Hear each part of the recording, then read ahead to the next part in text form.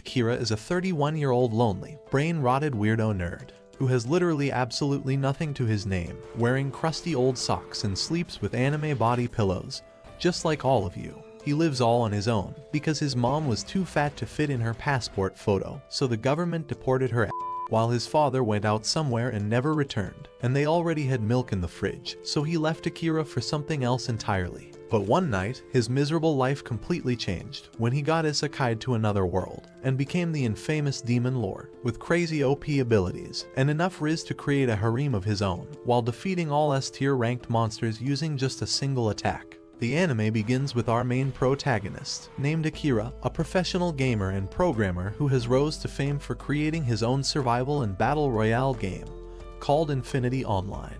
He's known as the best player in the game, who is dressed as a mighty demon lord mob boss, and as the admin of the game, he has infinite leveling up power.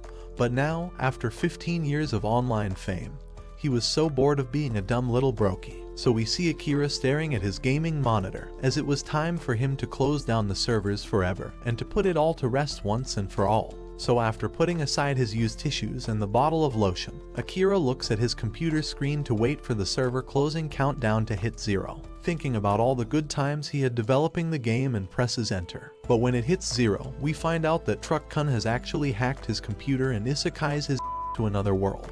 A bright light flashes and he finds himself flying through a portal with a woman's voice telling him something that doesn't make any sense. After this, he opens his eyes and wakes up in a massive forest with a lot of greenery surrounding him, so he instantly knew something was wrong, because bro has never been outside before. He's also impressed by his drip, looking like a top G mafia boss, and wonders where the hell he got all these clothes from. So he gets up to look at himself in the water's reflection nearby, and to his surprise, he's now inside the body of his Infinity Online's game character, the Demon Lord mob boss named Kunai, and is super because he wanted to leave the game behind, but now he's forced to be his online character stuck in this brain-rotted dweeby world with no escape. He starts freaking out and wonders why he is in the body of this old Demon Lord man, and checks his coat to see if he actually has a bunch of hidden knives strapped inside just like the character he designed. He then wonders if he is in his own game and shouts administrator privileges, and a screen opens up in front of him.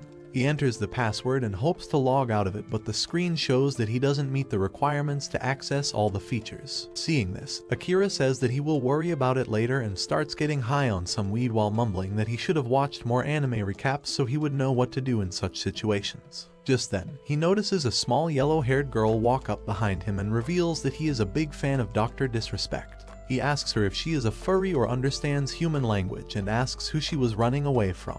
Just then, a massive monster jumps in front of him with its big giant. Akira says that he doesn't remember designing such a monster and asks the girl if it's her pet, but then the monster attacks him, which makes him so mad that he one-shots him using his special knife attack and sends it back to hell. He thinks that the same goes for the girl and wonders if this is a different world than his game. On the other hand, after seeing him one-shot the massive demon, the girl falls on her knees and begs him not to eat her out while calling him the Demon Lord Sama. Akira tells her that he's just a normal guy and that he's not interested in ruining his life yet, so he will pass the offer. He then asks her about the demon and she says that its name was Gerald and it was a strong demon who was sealed under the local ruins. She then introduces herself as Aku and reveals that they are currently in the Kingdom of Holy Light, where people worship the Holy Cherub. She also tells her that the Great Cherub was the one who sealed the demon he just defeated and that they head the Holy Church which rules this kingdom. Akira thinks that this is all crap straight out of his world and wonders why he was summoned here. He wonders if Kunai was the one summoned and perhaps he got dragged along for some reason, but decides to think about it more later. He then tells her to clean herself and gets her some soap and towels from the item shop using his administrator screen, which costs him 5 skill points. This leaves him with 40 points to spare, and he wonders how he is going to earn more points as they are needed to upgrade all his skills and abilities just like in the Infinity game. He then asks Aku if she knows where the demon was sealed, and she tells him that it was sealed in the wishing shrine that is located near this forest. Akira looks at her broken shoe and tells her to hop on his back and guide him to the shrine. She tells him that she can't let her filthy self touch him, but he tells her that it's fine and lets her on.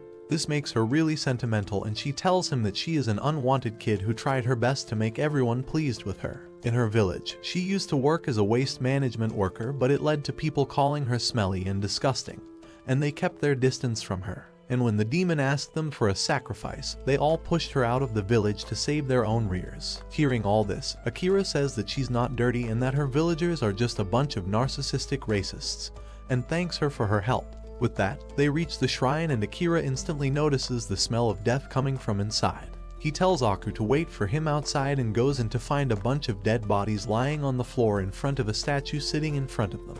The statue starts speaking and tells Akira that she has granted a lot of wishes so far, but this will be the last one. Akira asks her if she was the one who summoned him here, and she says that it was the wish of the occult people that lay around him as they asked for the demon lord to be summoned. He then asks her if she was the one who summoned the other demon as well, but she reveals that it broke out on its own and tried to stop the summoning by killing these people. After that, it went on to reside in the nearby forest and asked for sacrifices from the villagers. Hearing this, Akira asks her if she can send him back, but she says that it would go against the other wish that she granted, so she can't do that, but as it's her last hour, she will grant him her ring, and with that she turns to dust and goes away.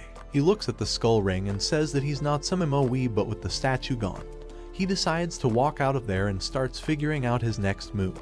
He asks Aku for nearby cities and requests her to draw a map for him, but Aku asks him if he doesn't want her to come with him as she can't return to her village now. He thinks about it for a bit but then remembers that there is no FBI in this world and lets her join his party. After that, they go to Aku's village so she can pick her stuff up, but when they go there, Akira watches Aku getting discriminated against by the villagers. He starts getting dark thoughts about destruction caused by his ring, but he fights it back and jumps in to save Aku. He then smokes some cancer and sets one of the villagers' houses on fire as punishment and runs away with Aku on his back. He uses some talk no jutsu and helps her cheer up, and they both start heading towards the holy capital to start their new life. While passing through a canyon, they decide to take a break and Akira pulls out a couple of magic item boxes that fuse together to summon a full base. He explains that these are super sturdy save points in the game that were the only way of staying alive while being a FK. He then walks in with Aku and they take a bath before heading to bed, while Akira says that he will one day build a full-on resort and castle for them to live in. On their way, they get ambushed by a group of bandits who seem to be waiting for one of the holy maidens of this kingdom, Luna, to pass through their territory. At first, they think that Aku and Akira must be a bait set up by the Holy Maiden, but they decide to attack them anyways in hopes of asserting their dominance in this region. They launch a surprise attack with some spears and arrows, but Akira blocks all their attacks with an automatic barrier spell. He thinks that in the game, one must had to be at the max level of 30 to be able to do any sort of damage to kunai, so it must mean that these bandits are just some low-level fodder. He calls them out and ends up meeting their leader, Owengel, who coincidentally looks similar to his manager at work back in the real world. They both get into an argument about who looks older, but it comes to a quick end when Luna arrives on the spot with her knights and breaks them apart with a light magic spell. Akira notices that her attacks actually reached him, meaning she must be at least at the max level, and asks her if she will be apologizing to him for attacking him willy-nilly. She says that she can do anything to get rid of evil forces as she is one of the holy maidens, but Akira doesn't like her stuck-up attitude and decides to give her some good old spanking as punishment. In the end, she ends up offering him all of her money in exchange for letting her pumpkins go and gets out of there. After that, Akira decides to go to a nearby city called Yahoo.com with Aku to spend all this money they just got, and he books a fancy room in a hotel called Google.com for a gold coin before going out to do some shopping with her.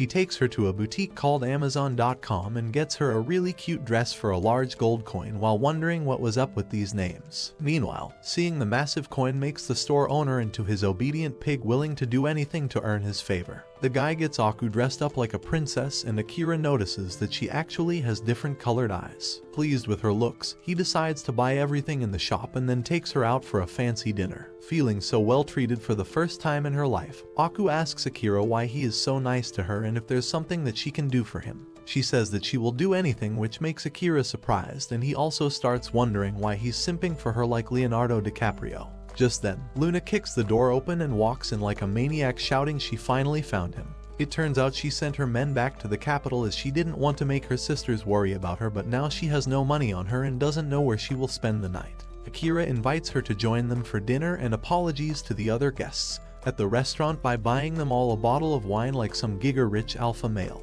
After that, he goes back to his hotel room with Aku and even carries her princess style to keep her feet from getting bruised. It looks like he will finally become a man tonight, but then their sweet little escapade gets ruined when Luna bangs on their door and says that she would be staying with them as she has nowhere else to go, and as they paid for the room using her money, she should be allowed to stay there as well. Akira looks at her homeless face and tells her to go away, but Aku tells him to be more kind towards her, and he agrees to let her in and also returns her money. Overnight, Luna and Aku get along well while squatting together in the bathroom and develop a sisterly bond. Meanwhile, Akira checks up the features that he can still access from his limited administrator screen and finds out that unlike the game, he can store and hold on to an infinite number of items in his inventory space. He also asks Luna about the cherub as he thinks that he might have to find someone on a similar power level of the statue in the Wishing Shrine if he wants to return to his old world. Luna explains that the cherub died after sealing the Demon King, Grial, under the Wishing Shrine. But the Kingdom of Light still has the Ophan and the Seraph that hold the highest of authorities. However, it has been ages since anyone saw them, so it's more like a legend to the masses now. Some people believe that the wish-granting statue in the Wishing Shrine was the Ophan, but they were just misinformed. On the other hand, we see Luna's elder sister, Queen, riding towards Yahoo City alongside her unit to get her dumb sister back, as she thinks that she's playing childish tricks by saying that there is a demon lord and that she's going to deal with them. The next morning, Akira walks through the city with a cheap teapot that he crafted using his administrator screen and goes to an antique shop. He says that he must first solve the issue of their lack of funds and offers to sell the teapot to the shopkeeper for 1 large coin, and tells him that he must promise him to sell it for not less than 5 large coins in hopes of establishing a favorable relationship with him. He cooks up some BS-filled story about the teapot being an heirloom in his family and blah blah blah. And using the clout he earned from spending so much in the town yesterday, he manages to make the sale. He then walks out and becomes happy about swindling the shopkeeper, but then he hears some barbaric woman shouting in the middle of the town. He walks around to see what it was all about and finds Queen with her unit, calling for her sister and the self-proclaimed demon lord as well. Just then, Luna arrives at the location and asks her sister what she was doing there. Queen tells her to stop playing around and that she should go back and spend her time in her room playing Mario Bros and watching anime recaps, but she says that she has actually charmed the demon lord using her petite rear, and will save this world no matter what. Queen asks her if she was right in her head and when she started doing OnlyFans content, but just before she can answer, a group of robbed men arrive on the spot and launch multiple attack spells at the Holy Maidens. They introduce themselves as a Satanist group called the Walkers, and they seem to be the same people who made the wish of summoning the Demon Lord at the Wishing Shrine. Akira wonders if he will have to jump in, but the sisters decide to show these cannon fodder NPCs that they are not the main characters and start blasting them with a bunch of high-level spell attacks and combos like some Elden Ring boss. But then, one of the occult guys opens a chest filled with his year's worth of saved-up lube, and it starts oozing out and corrupting the world around them. As soon as the dark liquid touches anyone, it absorbs their powers and also weakens the divine protection cast upon them. This makes both the sisters and their men fall on the ground, and it starts looking really bad for them. Akira wonders what he should do in this situation, and his ring starts enticing him to throw some grenades at the people and to blow it all up. It starts draining Akira's power and makes him fall on the ground as well. As the Satanist's fluid approaches him, Akira accesses his administrator screen and sees an option for character change with some text explaining that he won't be able to control it yet. With no other option, he selects it and it transforms him into a white-haired guy who calls himself Zero. Zero seems to have a personality of his own, and as he opens his eyes in this new world, his bright Riz Haki destroys the creeping darkness around them, and he wonders where he even was. He looks around and notices the cult members bullying a couple of girls on the floor and decides to defend them by attacking the Satanists. The Satanists think that he is just another one of the Maiden's gooners and attack him back, but Zero knocks them all down using a special move called Grudge Setting.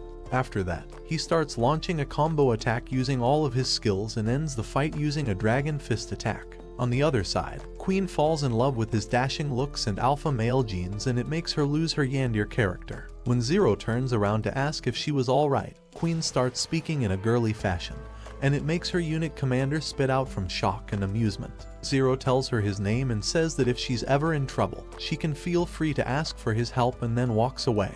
On the other hand, the escaped Satanist wonders why a Dragonkin was fighting on the Maiden's side while referring to Zero, who introduced himself as one. Meanwhile, we see Akira back in his kunai form banging his head on a wall in an alleyway as Aku approaches him and asks what he was doing.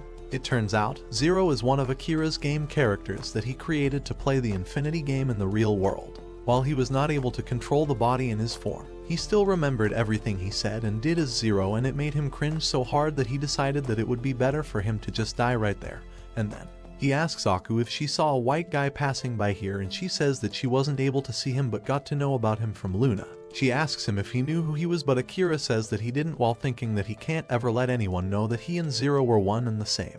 At the same time, we see a couple of B-ranked adventurers named Yukikaze and Mikan sucking on some popsicles while looking at some requests on their guild's job board. They eventually decide to pick up a quest to exterminate sand wolves from an area for 10,000 gold coins, and also notices a new poster sitting on the reception desk showing a request from the Holy Castle awarding 9 billion coins for anyone who brings them this freaky looking guy claimed to be the Demon King. Back in Yahoo, Queen goes back to the capital with her unit, and Luna gets inside a carriage with Aku and Akira, and they start heading towards the Holy Capital as well. On their way, Akira gives Luna a uniform to change into as normal attire, as a holy maiden attracts too much attention.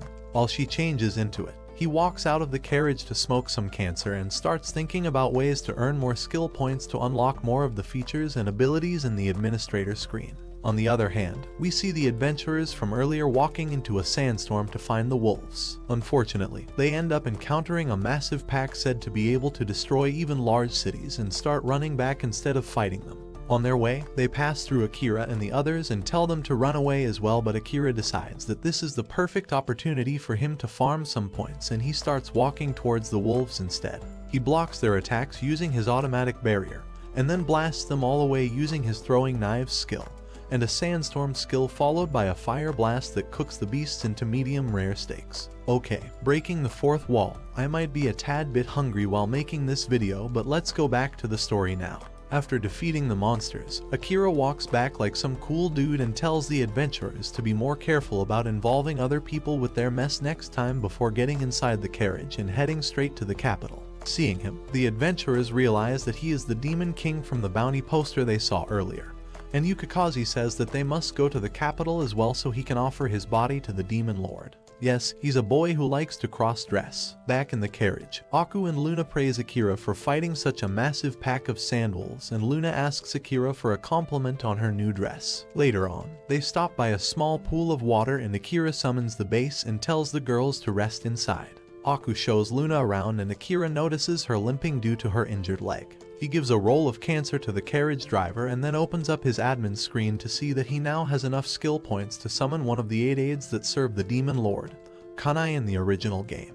He feels really excited and starts thinking about who he should summon. He thinks about it for some time and eventually decides upon the genius doctor and mad scientist named Yu, who happens to have a thing for young boys for some reason. He thinks that he will have to be careful around her, as she is a mad woman who has no qualms about slicing someone open just to satisfy her curiosity, but if it comes to it, he would be able to deal with her himself. Other than that, having her genius brain work on developing ways to defend against magical attacks would be a great advantage for him until he farms enough skill points to upgrade his own kit. He then summons her and fills her in on their situation.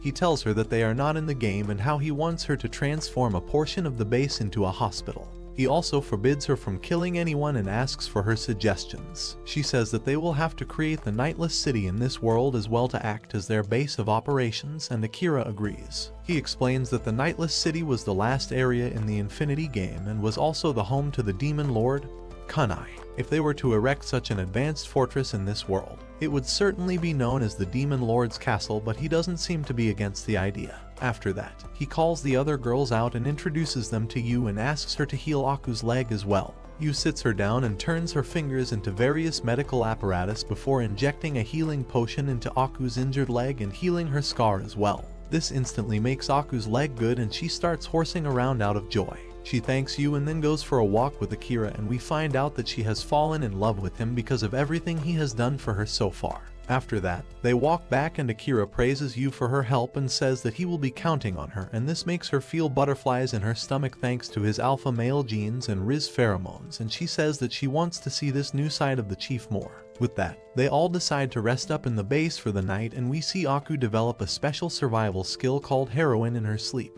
The next morning, Akira and the others pass through a small rundown village on their way to the capital. Akira asks Luna about it and she says that it is one of the villages that lies in her territory. She explains that the church looks after her lands and gives her allowance to spend on fulfilling her wishes. She was told that she should stay away from interfering with such worldly matters and that it would be best for everyone if she focuses on her duties as a holy maiden and doing whatever she wants. Looking at the state of the village, Akira quickly realizes that the church is using Luna as a puppet, and he reaffirms this idea with you as well. He says that Luna must be one of those French princesses who raises taxes on a whim and says that they should buy cake instead if there's no bread in the stores. He then decides to take advantage of this situation and tells Luna that he would like to borrow a part of this village and says that he would open a hospital run by you here alongside a hot spring to attract people from around the kingdom. He also thinks that he can start selling some soaps here as well to have a small business of his own. Luna asks if he would increase her allowance and he agrees to it before going to the church's representative and telling him to get his rear out of there and to go back to his masters and tell them that Luna has decided to manage her land herself. After that, he goes to talk to some of the locals and finds out that they are a special race of beast people known as bunnies. They were said to be once favored by the cherub, but now they are mostly discriminated against as normal humans don't like subhuman species to mix with them. Akira talks to a couple of farmers and finds out that the local well has dried up and there's no water in the village. The farmers are struggling with growing crops and their soil sucks as well. Considering all this, he decides to pull out a special water drawing well wheel using the admin screen store feature. He then fixes it to the well and surprises everyone by pulling out buckets of clean water from the dry well. He also gives them some bags of fertilizers to help them grow better crops while feeling happy about the fact that all these cheap trash items from the game are so valuable in this world. Seeing him be so kind, Luna tells Akira that he is actually a good person, but he says that there's nothing good about all this and that he is doing it all with a purpose. He explains that he is planning on these bunnies working in the hospital and the hot spring bathhouse that he will be creating, and this is just his way of earning their favor and making them indebted to him. Luna says that she will allow it as it helps her as well, and Akira says that this is just the start of it and he will leave the rest for after they reach the capital. On the other hand, we see Mikan and Yukikaze staying at a tavern to rest during their journey to the capital. Yukikaze is totally in love with Akira and wants to offer him his keyholes while ordering a white creamy drink from the innkeeper. Meanwhile, Mikan warns him to be careful as that guy was able to burn over 300 sand wolves in mere seconds and says that such a strong guy can't be left unchecked like this. At the same time, we see the Satanists returning to their leader and founder, Utopia, and telling him about the dragonkin that made them fail their mission of taking out the holy maidens. Utopia says that they should be more worried about the demon lord who slayed Grial, and then tells his men that they should take the chest with the darkness called Hades to the holy capital and let it out there as they will destroy the city and assert their dominance by making it consume everything good and bad alike. Back at the holy capital, Luna's eldest sister, Angel, holds a meeting with the Lord and the council members where we see one of the head nobles named Dona commenting on Luna's recent decision to rule her lands herself and saying how they should be careful about the man calling himself Demon Lord as he might be deceiving the holy maiden and using her for his evil plans. But then the head soldier, Marshall, says that they should be pleased that the holy maiden has taken interest in doing her duties like a true ruler. Angel says that Luna is certainly behaving in an unusual manner, and that she is worried about her little sister, to which Dona says that they should punish the demon lord as according to his men. He is responsible for burning up a village in his territories and he can't be up to any good. But Marshall argues back that they can't punish someone trusted by Luna based on mere rumors, as according to his sources, only a single house was burnt, and he seems to be exaggerating. In the end, Angel says that they should wait and watch how it all unfolds and ends the meeting.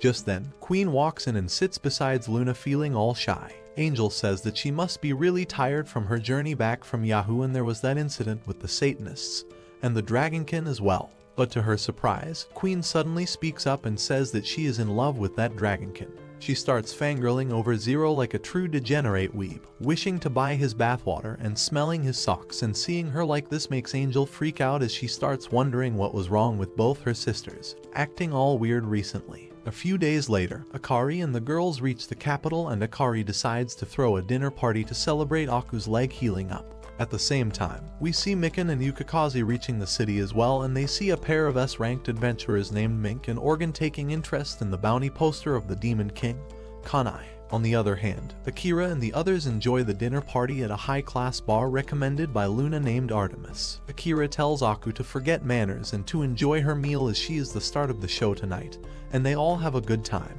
After dinner, he walks out and summons a strawberry dessert and tells one of the waiters to bring it to their table as a surprise. The girls really enjoy the foreign dessert and it makes them moan with happiness. But soon this moment is interrupted by a lady who introduces herself as Shrimp-Free Butterfly, making Uncle Roger say heya. In the background, Akira uses his telepathic communication skill to ask Luna who she was, and she explains that this lady is a big hot shot among the wives of the nobles and it would be a bad idea to make an enemy out of her. She is a star and a model who influences the high class in this society and has a lot of connections among the ruling class. Akira says that this means that she will be a valuable ally if he manages to earn her favor and decides to invite her to join them on the table. The lady congratulates Aku on her healing and asks her about the holy capital and how she likes it.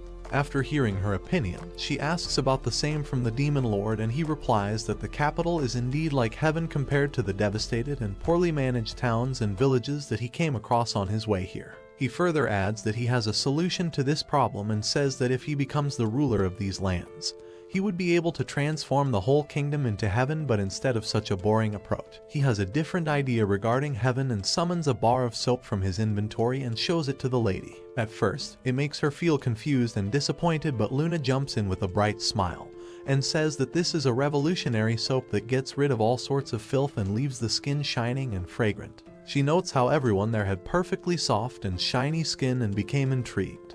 Akira tells the lady to give it a try tonight and let them know how she likes it and earns her thanks. But he tells her that he has much more planned to make their kingdom into a prosperous land, and shares that he will be constructing a hot spring bath in the Bunnies village which would have medicinal and reviving properties. Anyone who jumps in would have their skin healed and come out looking years younger than before. He butters up the idea for a few minutes and makes Shrimp-Free really excited about it, to the point where she asks Luna to keep it a secret from her sister, Oyster-Free, and says that she would like to be their first customer whenever they open up.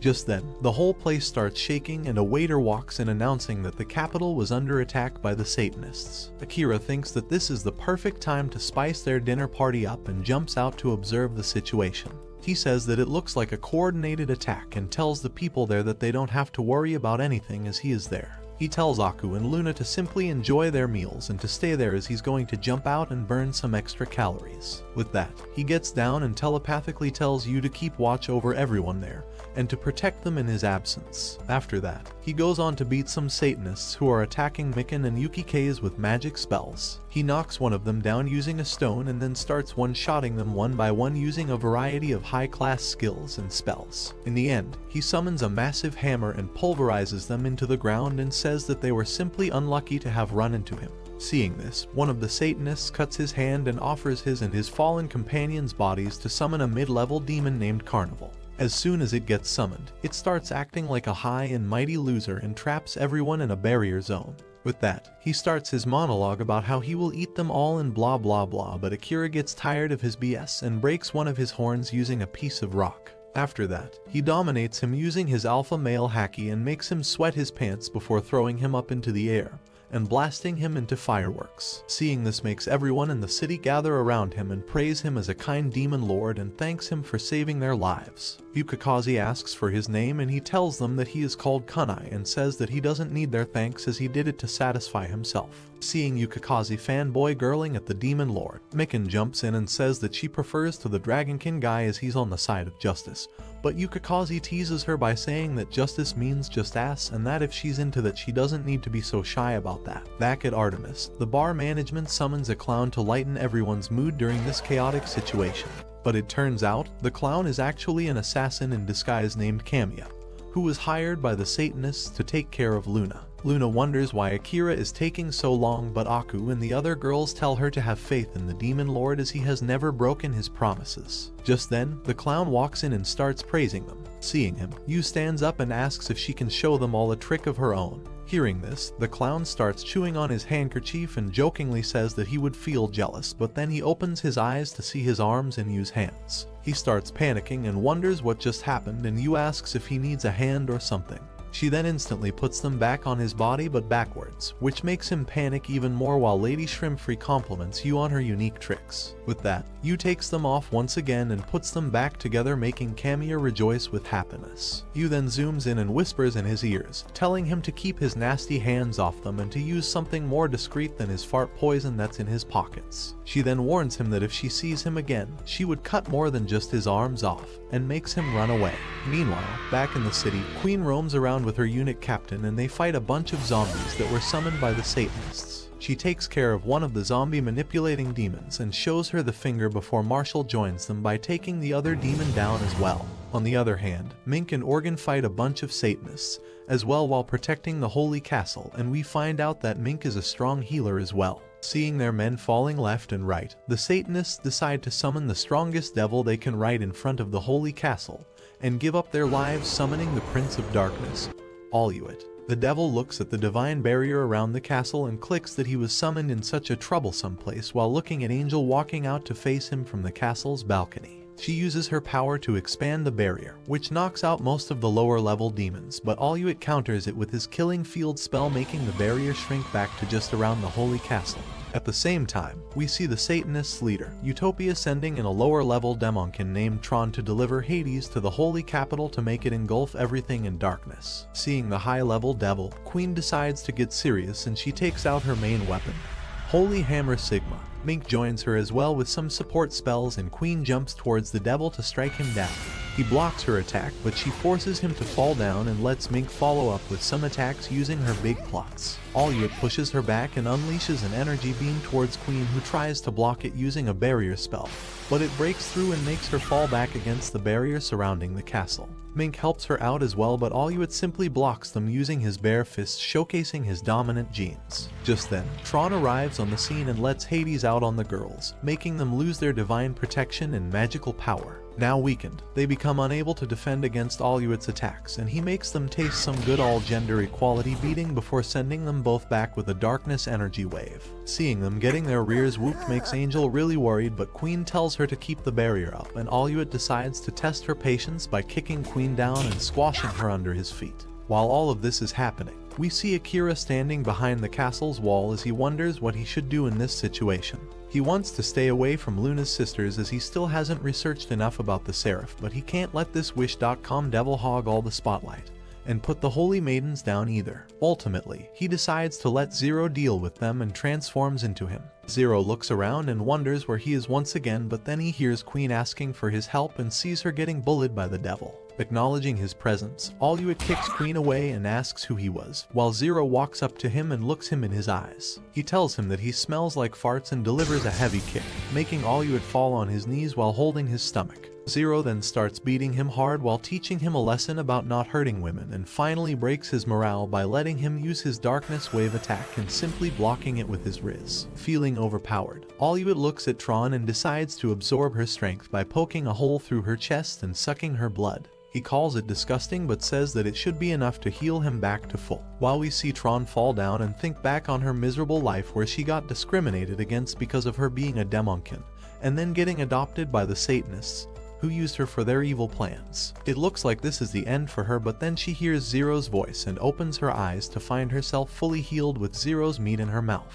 He tells her that it is a special full recovery item from the game and then gets up to face Oluit. Seeing this, Oluit decides to transform into his full power mode and becomes a black dog. He rushes forward to attack Zero with all his strength, but Zero counters it using his special move, All or Nothing, and one-shots him into dust, surprising everyone present there. Getting saved by him makes Tron really happy, and she starts hugging him while Queen also jumps in from behind and squeezes him against her massive plots. The next day, Akira decides to go meet Angel to ask her about the Seraph. Angel asks him if he is the demon lord from the legends and what his relationship is with her sister, Luna. He tells her that she can think of him as whomever she wants, and his meeting with Luna was a disaster that was meant to happen, but since they have come a long way and have formed a favorable partnership.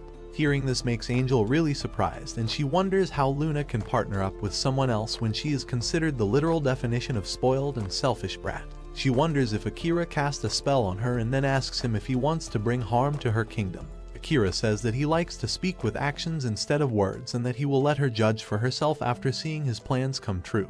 He then asks her for a favor and says that he wants to learn more about the Seraph and would like to access her libraries. She wonders if he is planning on invading their kingdom and taking over like some British man, but decides to give him access, and says that she would refrain from talking about the Seraph herself. Akira looks at her shaking hands and says that that is perfectly fine, as he would feel uncomfortable continuing this conversation with someone who's practically trembling in fear, and decides to take his leave. But before he leaves, Angel asks him if he was the one who defeated the Demon King, Grial, and he says that calling him a Demon King would be a massive overstatement, and if anything, he was more like a cheap imitation of one.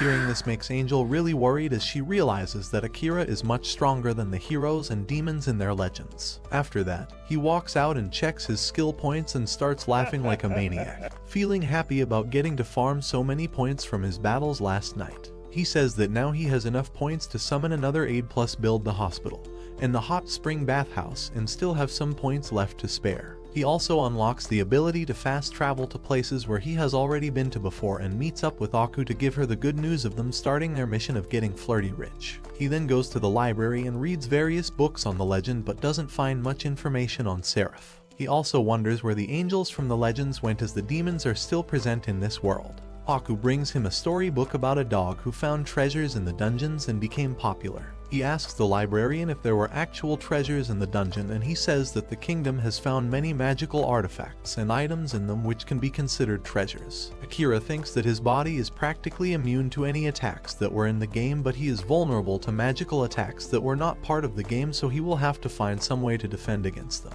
After that, they both start walking back to their base to meet up with the others. On their way, Akira notices something and tells Aku to go on ahead without him. He then walks into an alleyway and finds Tron following him. She says that she sees everyone in unique colors and can tell that he is actually the same person as Zero. She says that he is her savior and asks him to bring Zero out. At first, Akira tries to get rid of her, but in the end, they make a deal where Akira would let her meet Zero in exchange for her help at his businesses. With that, he takes her back to the base and introduces her to everyone else. Luna seems unhappy with the idea of working with the Demonkin, but Akira tells her to get along as he wants her for his plan to work. After that, he tells everyone to gather around and fast travels to the rabbit village with them.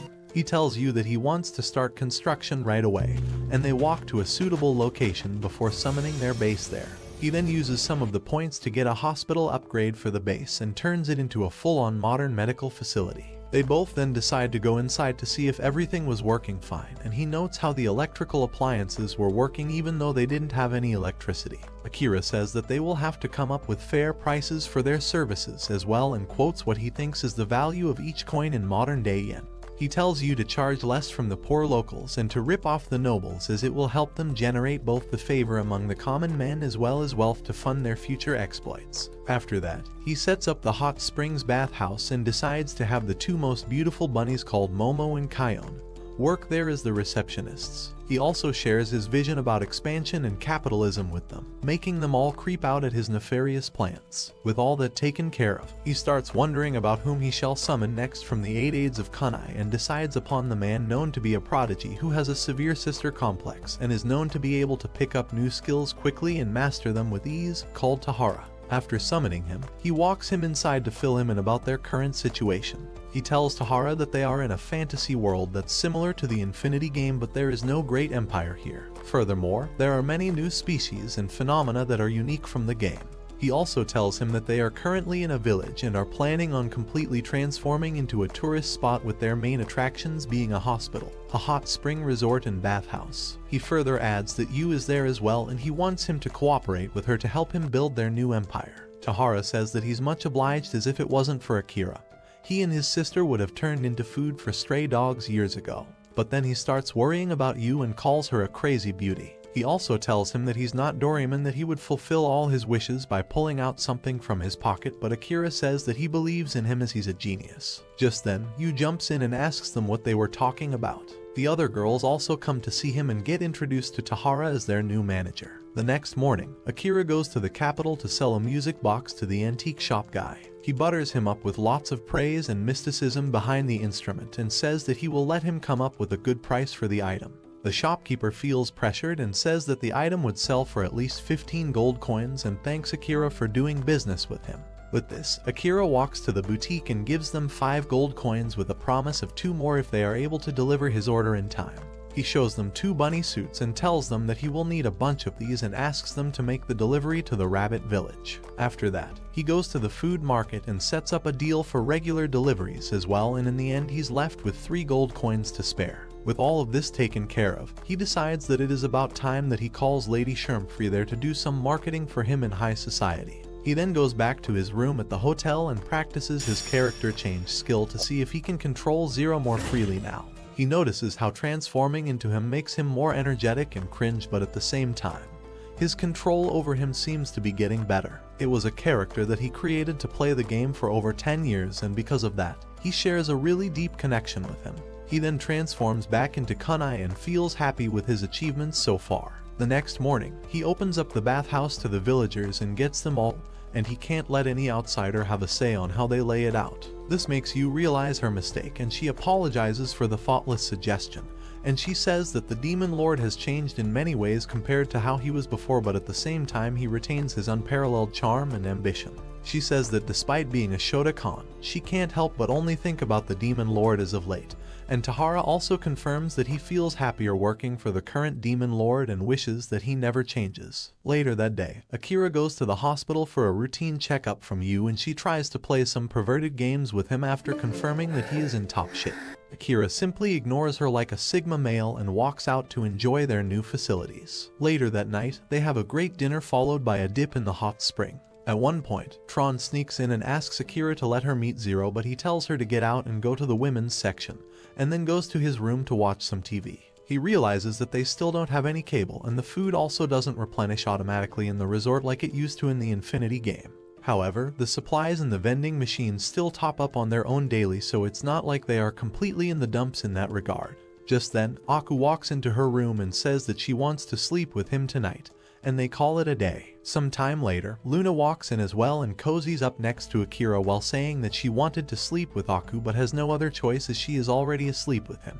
The following morning, Akira gets up early and leaves a letter behind for Aku and Luna, telling them that he will be going out to the capital to do some business, and that they don't need to come behind him as he will be back by nightfall. With that, he goes to the capital to read up more about the Seraph and to get more information on the magical items and armor in the dungeons to protect himself from magical attacks. On his way, he runs into Yukikaze and Mikan and struggles to remember their names. Yukikaze says that he wanted to thank him for saving his life the other day, but Akira says that he doesn't want any repayment as he did it all for himself. He also gets the idea of introducing name cards in this world to help identify people across guilds and businesses, and thinks that this can be another one of their star products from the Rabbit Village. After that, Yukikaze asks him what he has been up to since then and tells him that he has been working on revamping the Rabbit Village and is not going to the Adventurers Guild to get some info about magical items from the dungeons in the north. Yukikaze says that the guild won't be able to provide him information on items and dungeons from outside the country,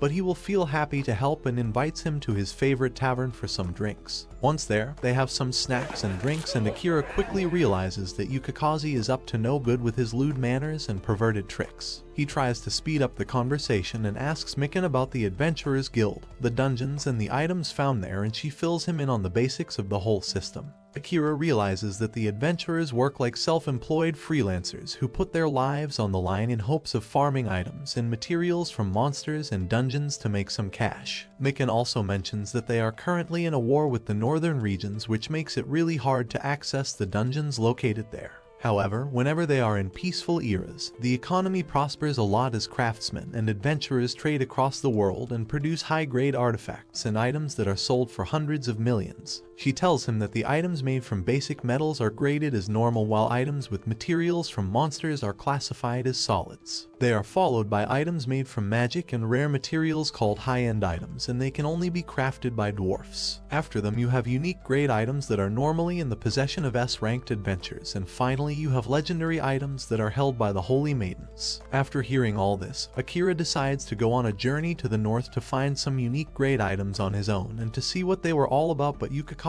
stops him and says that if he wants to go there, he should take him with him as he is a B-ranked adventurer and would be a great guide. Akira thinks about it for a moment and says that it's a good idea, and accepts his offer. Yukikaze drags Mikan in their deal as well, and they all decide to leave for the northern regions once Akira is ready. Meanwhile, we see Angel wishing upon the statue of the Seraph and uses a miracle spell that takes up all the magic in her staff to teleport herself to where Luna is. Once there, she becomes surprised to see so many people working there and gets scolded by Tahara for coming on the work site in a white dress. He tells her to go work up her magic on the light crystals while mistaking her for a person they called in for the job, and she ends up following his orders because he's just that much of an alpha male. She soon runs into Luna and tells her to go back with her, but she gets dragged back to the work site by Tron, and she tells Momo and Kion to show her sister around and tells her to enjoy the bathhouse before running away. With that, Angel starts following the bunnies to the facility while wondering what was even going on here. The bunnies take her to the bathhouse and let her explore the place on her own. At first, Angel becomes really surprised to see such an expansive place, but then she stumbles upon the outside hot spring with Akira bathing in it. She asks him if it was his plan to put her in such a vulnerable position, but he gives her a towel and tells her to get in before she catches a cold, and he gets blamed for that. After that, they both have a long chat about his project and how he told her to see his work and judge for herself. He lets her enjoy the hot spring, gives her some premium Japanese sake, and even gives her a halo because it looks cute on her. After all this, they both walk out and he asks her if she came there by carriage. Angel says that she can't reveal the secret of the Seraph's miracle to him, and he says that it doesn't bother him and takes her back to the Holy Castle using his fast travel skill. Seeing him use the same ability as the Seraph's miracle and how he bestowed a halo to her, she wonders if he really is the demon lord from their legends who was a fallen angel called Lucifer. She asks him who he even was, and he says that he is someone who would be looking forward to her cooperation in near future as he wants to learn more about the Seraph. She asks him why that is, and he reveals that he was summoned to this world by the Ophan and has some questions to ask from the Seraph and never actually meant any harm to them. This makes Angel surprised, and she says that everything now makes sense regarding how he managed to get Luna to follow him and how he was able to perform miracles similar to the Seraph and even bestow halos. With this, Akira teleports back to the village, and Angel thinks that someone like him can't be an evil person and says that she will make sure to one day restore him to his prime glory as a true angel. Back in the village, Akira tells Aku and the girls that he will be going on a long journey and would like for them to stay here and protect the village. He says that he will make sure to pay them a visit every so often using his fast travel skill, and tells them all to behave in his absence, and to do as you and Tahara say. With that, he goes to sleep with all of them and wakes up the following morning to say his goodbyes to Tahara and Yu, and tells them that he will be counting on them for managing the village and orders them to protect it at all costs if it were to ever get under attack. With this, he joins up with Yukikaze and Mikan in the carriage and begins his journey towards the city of Rookie, where the prison dungeon is located, and that's how Season 1 of Demon Lord Retry comes to its end.